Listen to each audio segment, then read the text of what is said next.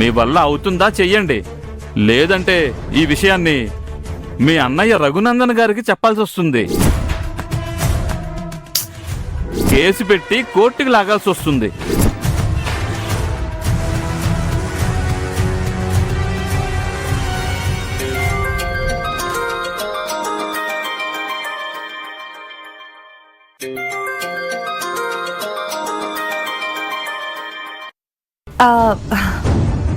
Hello Sambasiva గారు. Hello Indrani గారు, ఏమైందండి? ఇప్పుడు నేను వేరే వర్క్ లో కొంచెం బిజీగా ఉన్నాను. మీకు నేను తర్వాత కాల్ చేస్తాను, లేదంటే నేనే వచ్చి మిమ్మల్ని మీట్ అవుతాను. ఓకేనా? ఇంకా మీకు ఆ శ్రమ అక్కర్లేదులేండి. ఎలాగో మీ వైపు నుండి రెస్పాన్స్ లేదు కాబట్టి మేమే మీ ఇంటికి వచ్చాం.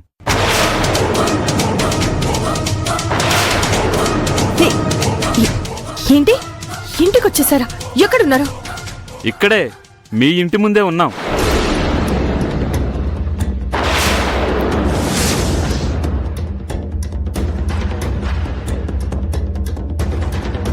వీళ్ళతో అన్నయ్య మాట్లాడాడంటే కొంపలు మునుగుతాయి.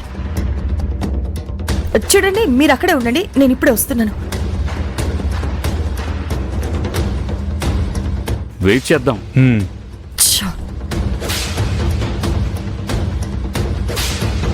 ఏంటి సాంబశివ గారిది, మీరు డైరెక్ట్ గా ఇంటికి ఎందుకు వచ్చారు?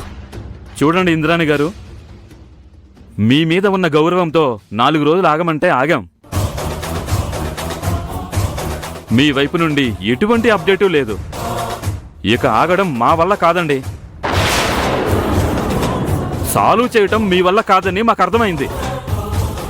రఘునందన్ గారు చైర్మన్ గా ఉన్న సమయంలో మాకు ఇటువంటి సమస్య రాలేదు.